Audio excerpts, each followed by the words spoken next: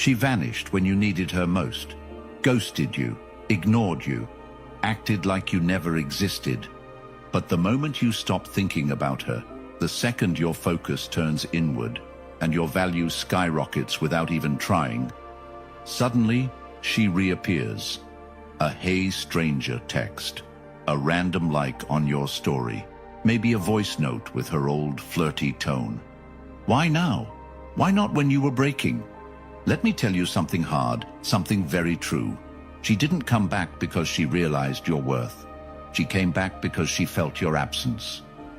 Comment below. I reclaim my power if you know it's time to rise. This message is for every man who's ever begged for closure, who spiraled in silence when she moved on like you never mattered, who stayed loyal to someone who walked away without looking back. Today, you reclaim your power, but I won't sugarcoat it. If you're looking for comfort, this ain't it. If you want transformation, raw, direct, and backed by ancient Stoic truths, then keep watching. This might be the most important video of your life. Because right now, a silent war is being waged on your self-worth. And most men lose without even realizing. Men today face a battlefield they weren't trained for. You were raised to please, to chase, to prove your worth through sacrifice. And when a woman walks away, you're told to wait, hope, or work on yourself. Just enough to be chosen again. Enough. It's time for you to become the man who doesn't need to be chosen, because he chose himself. Number 1, why she returns after you detach. She comes back because your withdrawal becomes a spotlight on the emptiness she tried to distract herself from. Because when you stop showing up, when your name stops lighting up her screen, when your validation, your attention, your energy becomes unavailable, she has to finally sit in silence with the reality she tried to avoid. That what she thought was replaceable cannot be replicated, not by swiping, not by texting old flings, not by weekend parties, not even by chasing the dopamine of superficial affection, because none of it replaces the consistency of a man who once chose her completely. And when you detach, not just physically, but emotionally, when you stop reacting, stop wondering, stop needing, and you anchor yourself in purpose and in progress, she doesn't feel nostalgia, she feels threat, because your disinterest becomes evidence that her grip failed. And in a world where control matters more than commitment, she isn't mourning love lost. She's panicking over power lost. Because women don't regret losing men they didn't love. They regret losing control over men they thought would never change. And when your energy disappears, when you start saying no more than you say yes, when you move slower, reply less, focus deeper, build harder, her old assumptions crumble. She never expected you to rewrite the script, never expected you to not just walk away, but level up while she was watching from the sidelines. And now she comes back, not with apology, but with softness, pretending nothing happened, pretending you're still that same man who once waited for her attention like it was oxygen.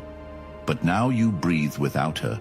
Now your days aren't planned around hoping she calls. Now your nights are built around building your life.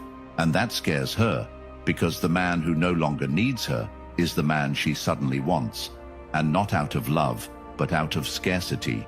Because when women feel the loss of a man they once controlled, they try to reopen the door through nostalgia, by bringing up old memories, playing victim, using tone and timing. But now you see through it.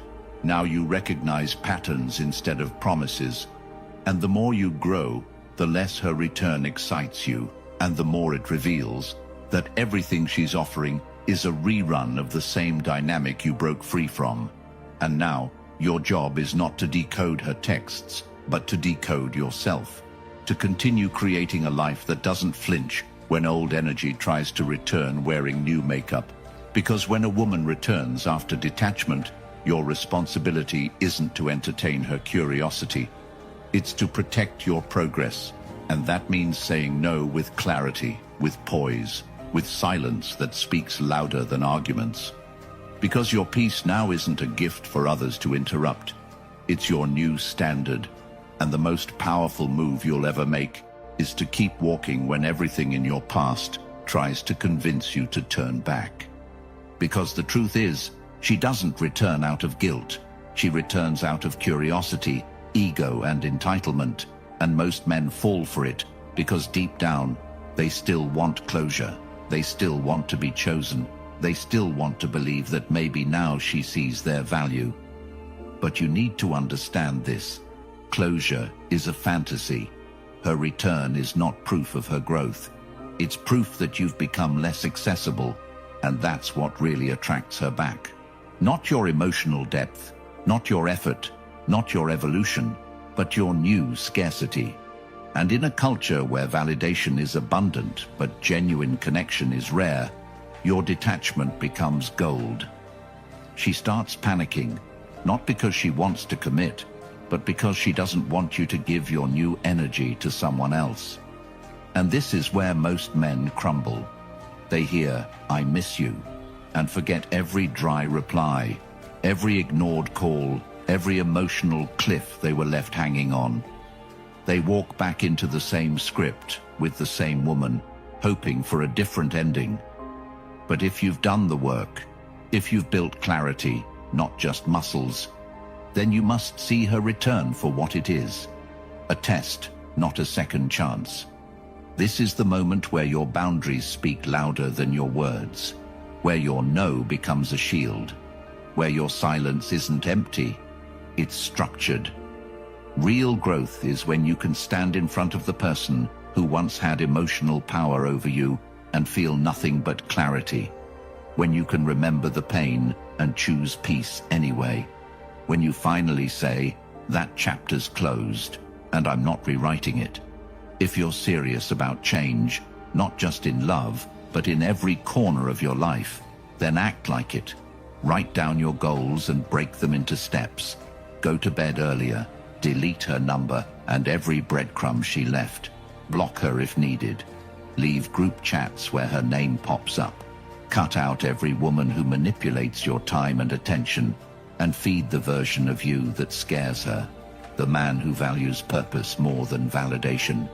Because when she comes back, it's not to complete the story. It's to interrupt the one you've just started writing. Number 2.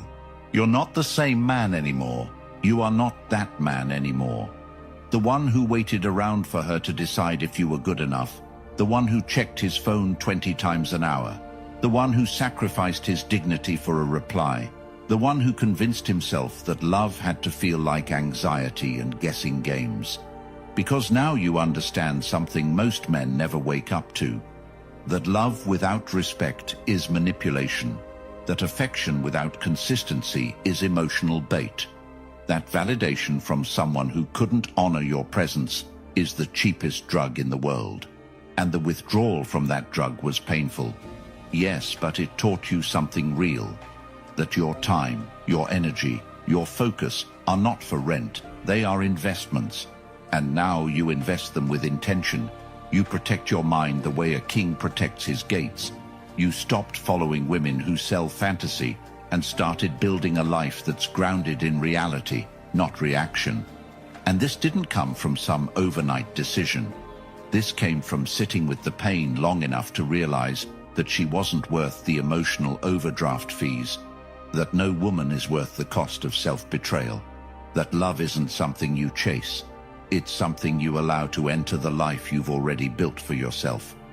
And that's what changed. You're no longer a man seeking completion. You are a man seeking direction, and your direction isn't backwards.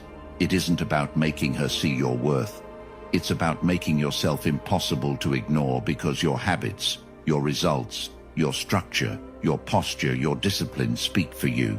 And now you walk into rooms differently. You take longer to reply because you actually have a schedule now. You say no more often than yes, because you've learned that every yes is a commitment of your energy. You lift because a strong body commands respect, not from others, from your own mind. You plan your day the night before because aimlessness is a trap. You eat with discipline because short-term pleasure is the enemy of long-term confidence. You read daily because clarity is a weapon. And your voice sounds different now because it's rooted in self-respect, not desperation. And yes, people notice, women notice, she notices, and it confuses her, maybe even frustrates her, because the version of you she knew no longer exists, and the version that stands in front of her now doesn't need her, doesn't seek her, doesn't ask her for access. He grants it selectively, and that's what separates boys from men.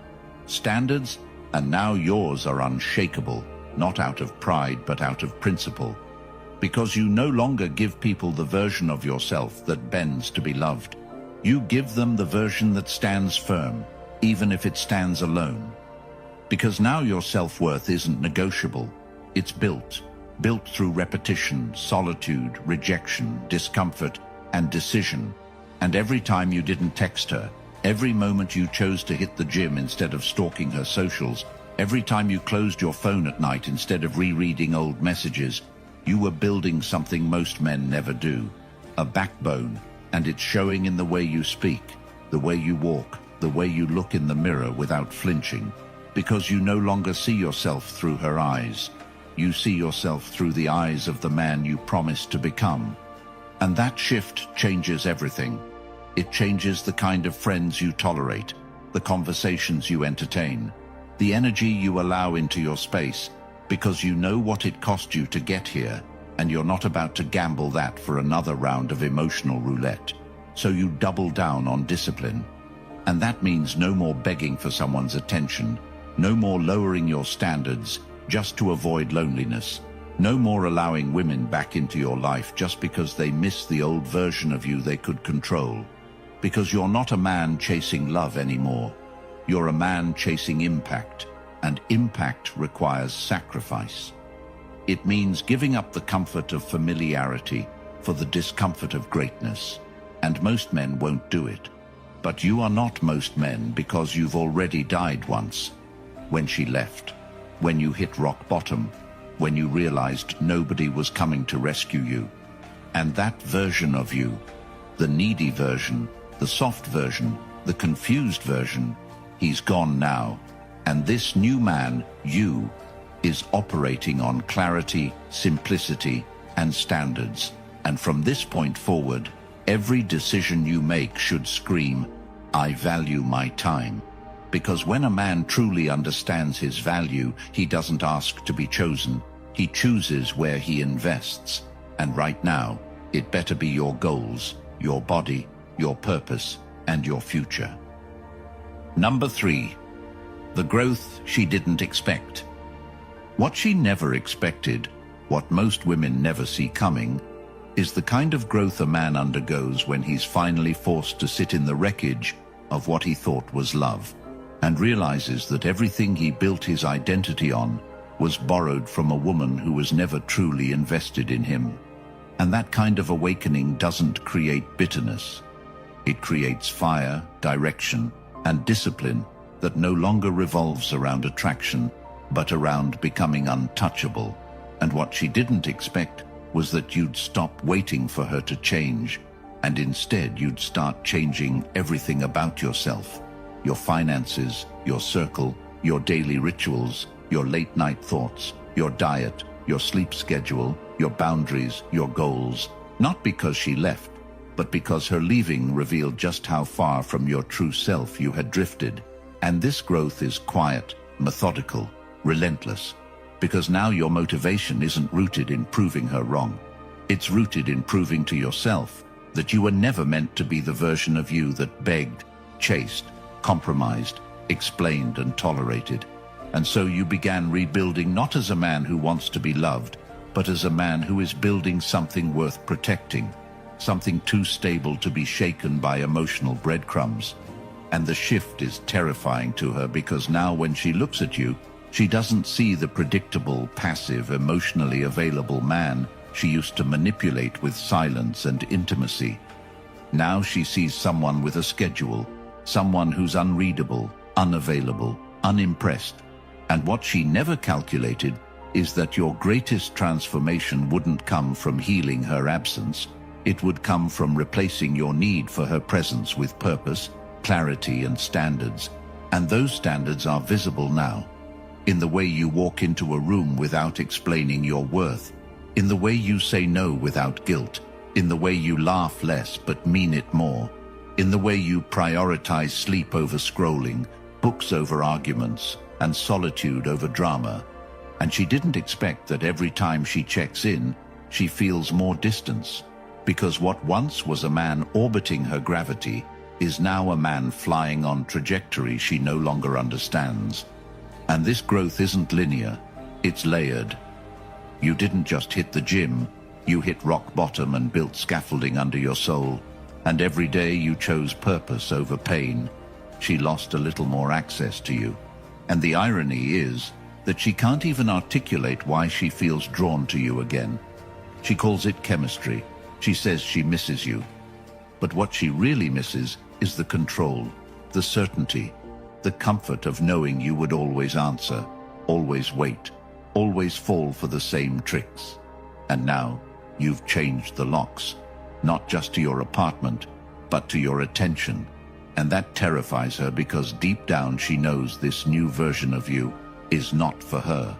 It's for the mission, for the man you are becoming, and for the world you are going to impact once you stop wasting time revisiting what broke you and start obsessing over what builds you. And that is the growth she didn't expect, because she never thought the man who needed her would become the man she can't reach. And the hardest truth you'll have to accept, the one most men avoid, is that you didn't need her to break you. You needed her to leave so you'd finally stop betraying yourself.